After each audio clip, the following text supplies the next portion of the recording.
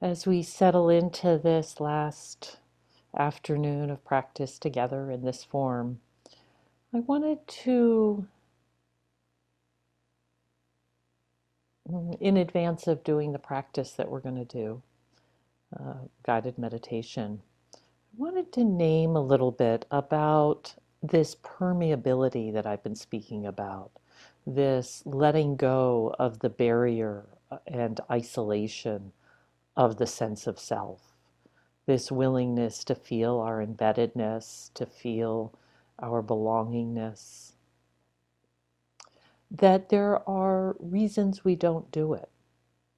And I spoke about some of that, but I want to speak to a particular aspect of that we are in so much contact with so much of the world that it can feel really dangerous.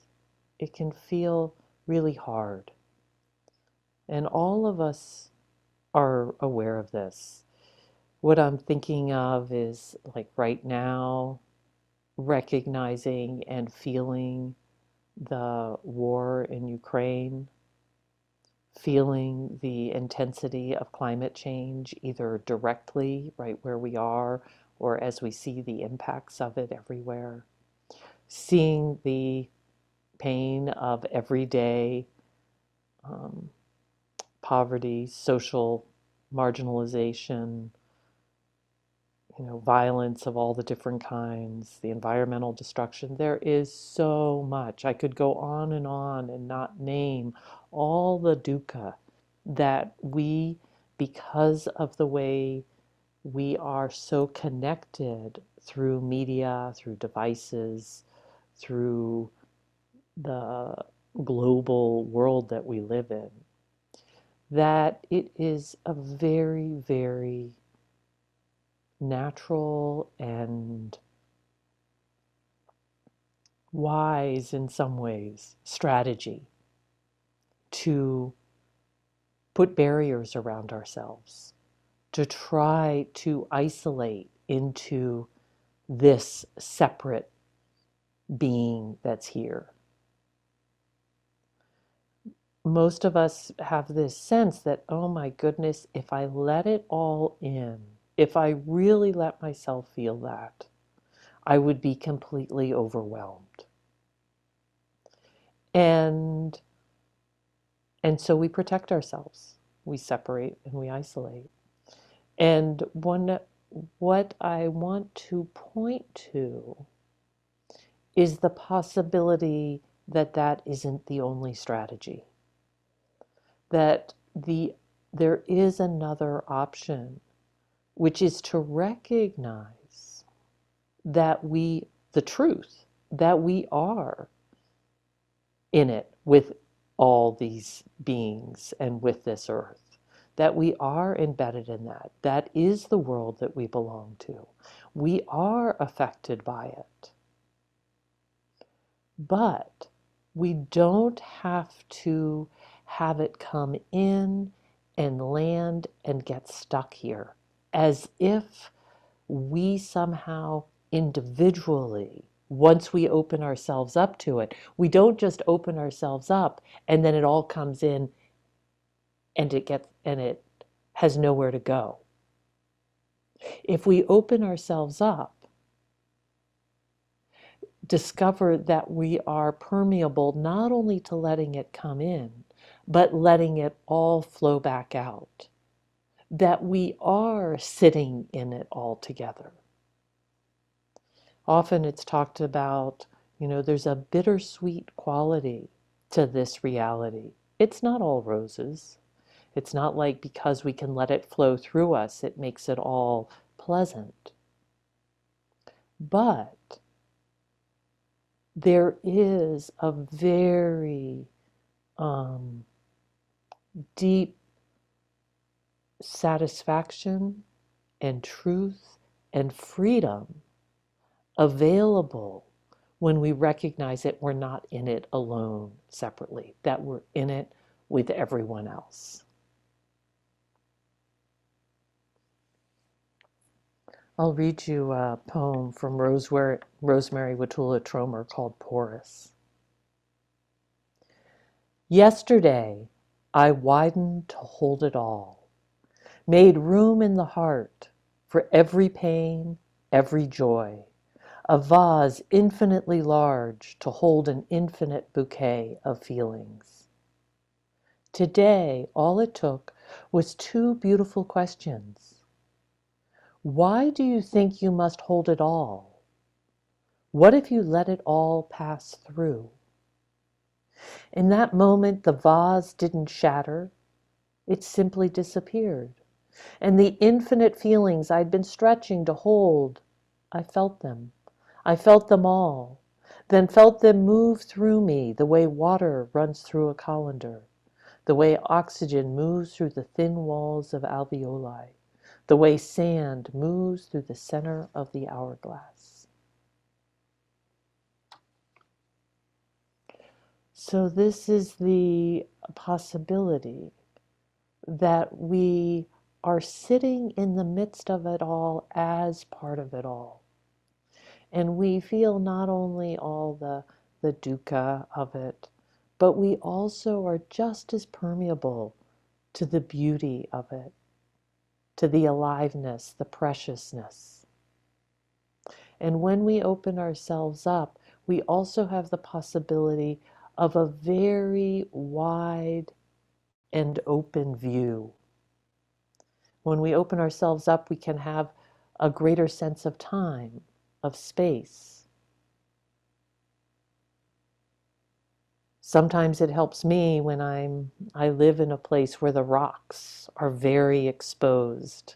There's a lot of sandstone canyons and big cliffs of red rocks. And sometimes they help me a lot. Not only their rawness and their beauty, but their immense sense of time. And there's a little relaxation when I realize, oh, right, I am just this one small moment. Or this one thing that happens that feels so big. And I remember there's so much space all around this beautiful planet. And many other things are happening too. And unfortunately, our news does focus so dominantly on what's difficult and hard and where they're suffering. But it's not the only story. And it's through this opening up, this willingness to be touched by it all, that we enter into the, the, the realm of bodhicitta. And some of you have probably very familiar with that word. It's the recognition. I've been using the word goodness in us, the good awake heart. And this bodhicitta recognizes its connection with everything, recognizes the embeddedness, and has this clarity of care for everything, because everything is part of us. We no sooner can ignore our left hand than ignore something that's happening next door. Doesn't mean we always have a place that there's something we need to do. Part of our practice is to discover discernment, to have a wise response to what we see in our world. How do we respond with a full heart and wisdom? The mind is beautiful, the heart mind. Citta. You probably realize in the Buddha's language, the word citta, they didn't separate heart and mind. Isn't that lovely? The citta, the mind included the heart. And so our participation, our care is what we have to offer. And we don't have to separate off for that.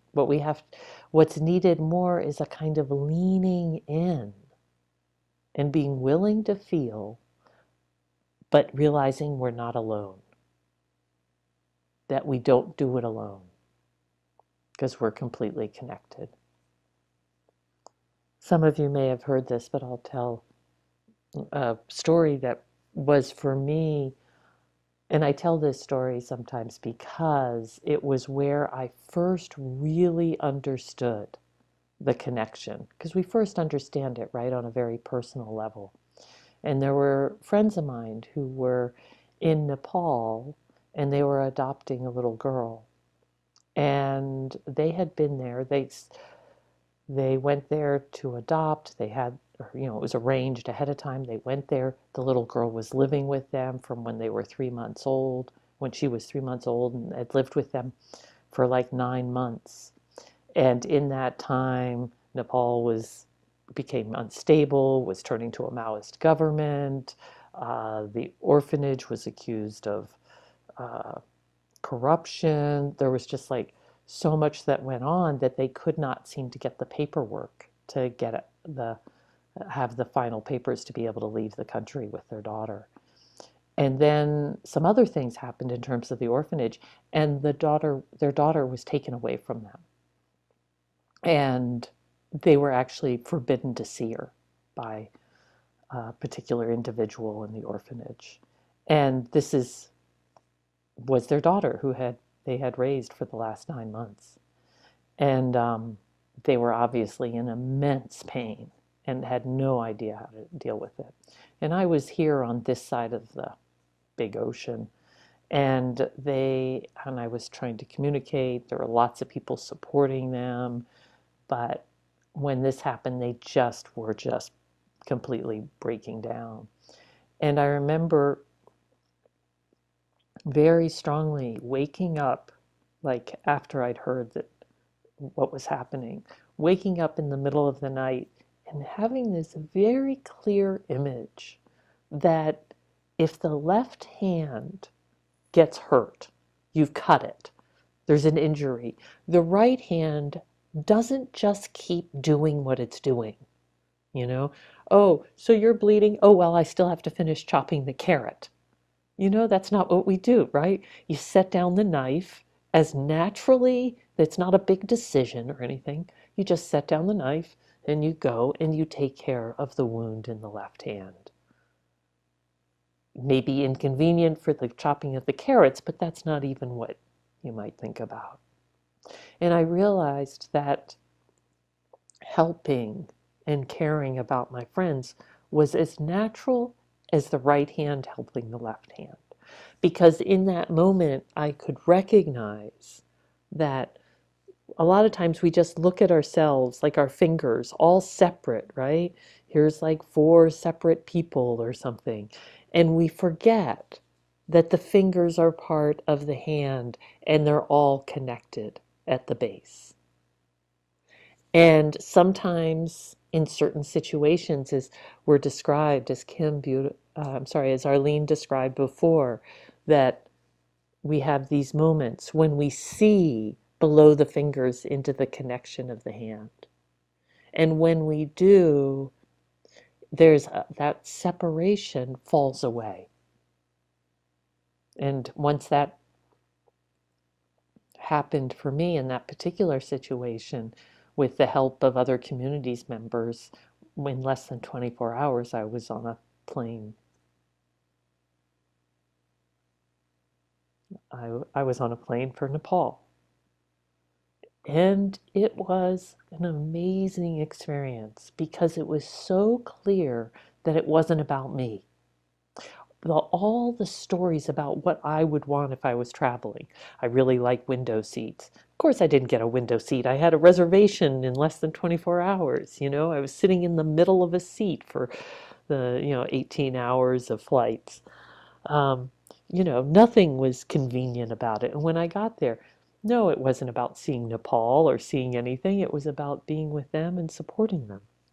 And all the way along, none of that bothered me at all. And it was such a relief.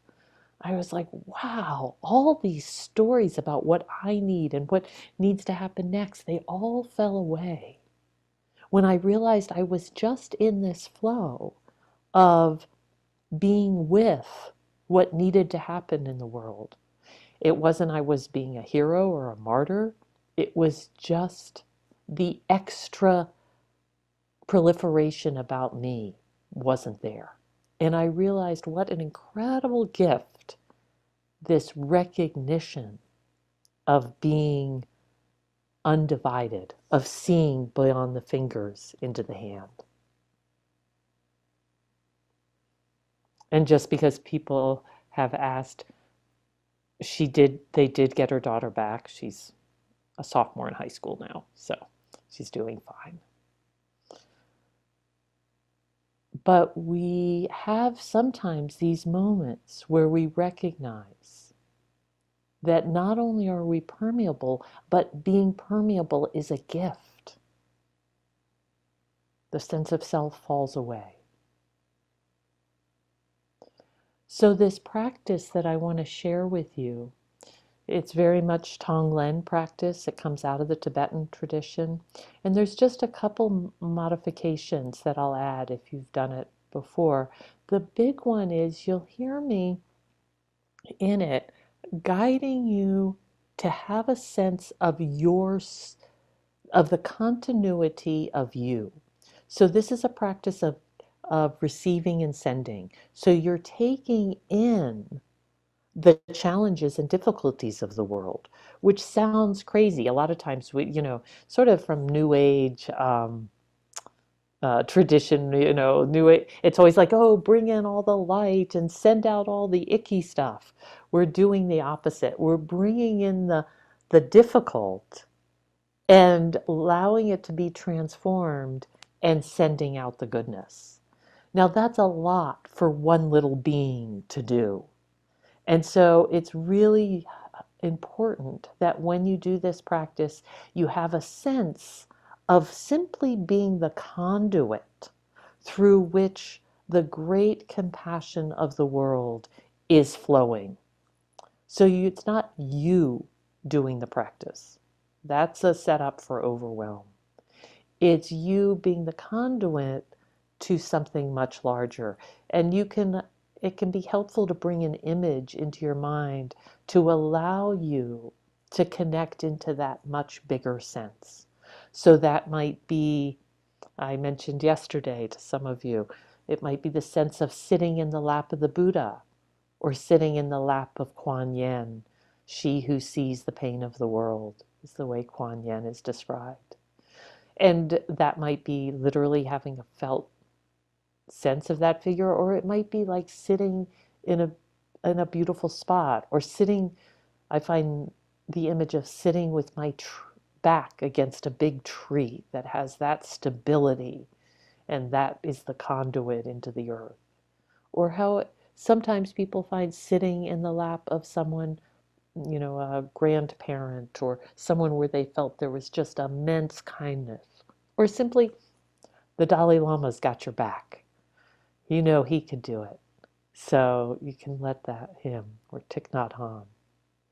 So as we settle in, let yourself recognize that you're not in it by yourself. And if you start to feel overwhelmed by suffering that you're taking in, stop taking in suffering from outside and let yourself take in just the suffering of this body and heart and mind as it connects with this. So take that in and let it be felt and go through to the bigger holding, and then let it come back and flow into you. So if you start to feel that you are entering into a suffering state rather than a state that has compassion and bodhicitta, goodness in it, then switch it so that you are breathing in your own challenge. That's an important piece of this. Okay, so I'll lead us through this. And you can go ahead and settle into your sitting posture.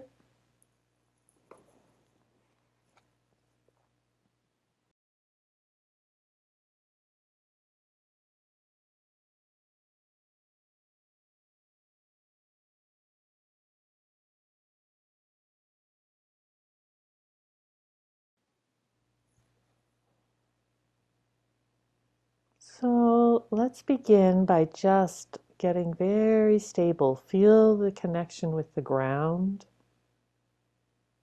And maybe if you can refresh, if one of those images worked for you, of sort of sensing your roots down into the ground, or breathing into the ground, or just sensing the space and earth all around you. Let yourself land very steady, earth sitting on earth. So take a few minutes to let that connection, that stability be here.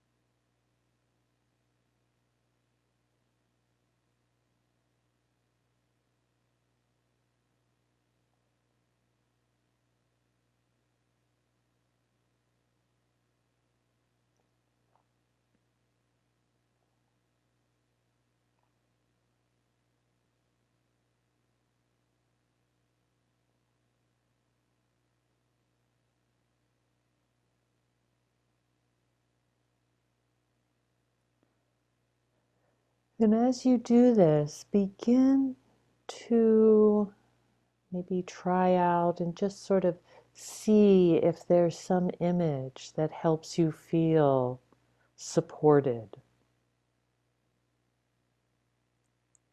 A large tree behind you, a wise being, a certain place. In this practice, we are letting ourselves include some imagination and use of images in particular.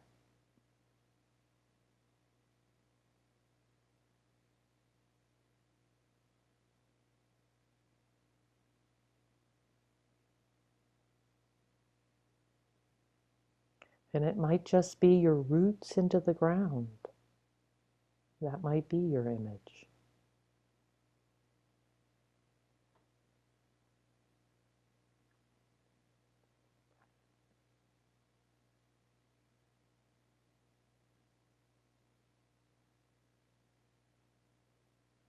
It doesn't have to be perfect. It's just something that allows you to lean back a little, to feel some sense of not being sitting here alone, being part of a larger whole.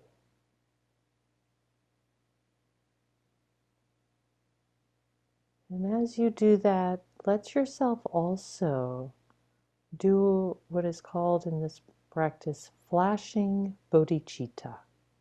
So what that is bringing to heart some memory or image that allows your heart to feel its goodness and to soften, feel its tenderness. So it might be an image of somebody who brings you a kind of warmth, perhaps a child or a pet, or a certain view in the natural world that allows you to have a certain warm response. Might be somebody that is having a hard time that you care about. Just one image that touches you. Perhaps there's an image from the news that has particularly affected you.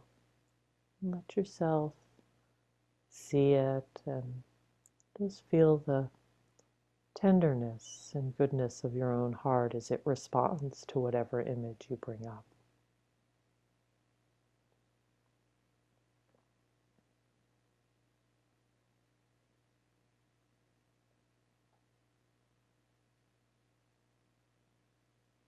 And then you can let the image go and just stay connected with your heart center. Just feeling this part of your being. And now as you breathe, begin to breathe into your heart center and let the image of kind of thick, smoky air, like air that has some gunk in it, Let yourself breathe in this gunkiness. And as it comes into you and into this whole stable, held support that you are held in, it cleanses and you breathe out light and freshness, clean air. Just do this for a few minutes, just letting yourself breathe in this gunky stuff and breathing out ease, clarity, light.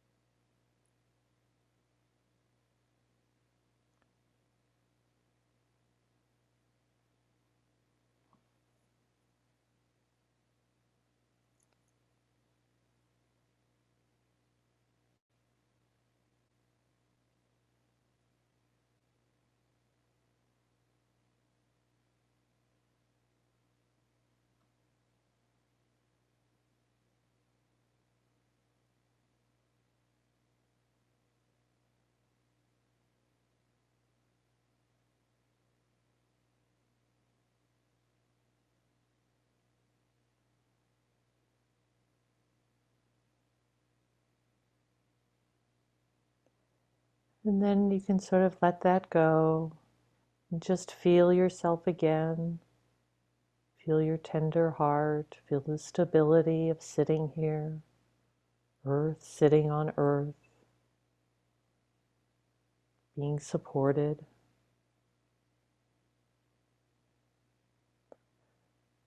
And then beginning to allow an image one at a time, and you can stay with one image as long as you like.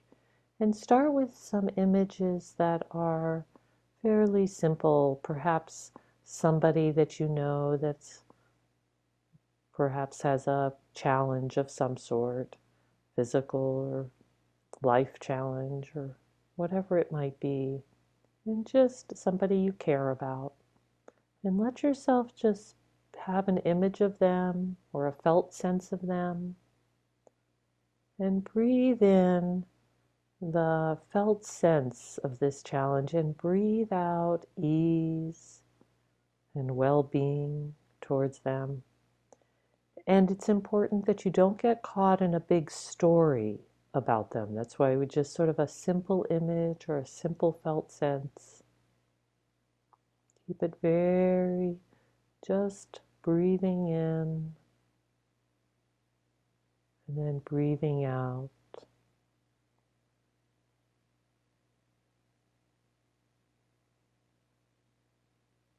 And let the breath go all the way through you to be supported beyond you.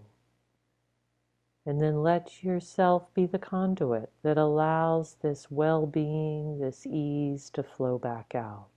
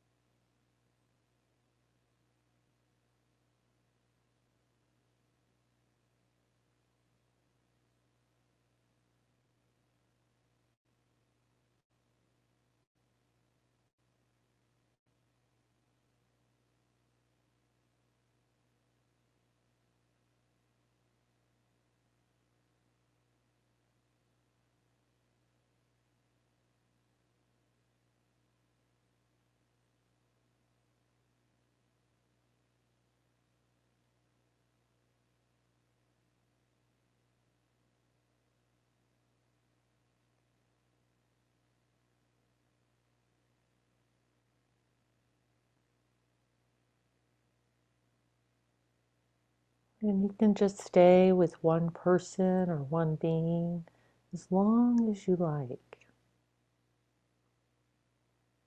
And if and when you feel you would like to move to another being or person, you can do that. But don't be in a hurry. Let it be very soft, very gentle. Stay connected with your heart. And if you find yourself tripped up, then simplify and send the well-being back to yourself. And when you feel ready, you can begin again.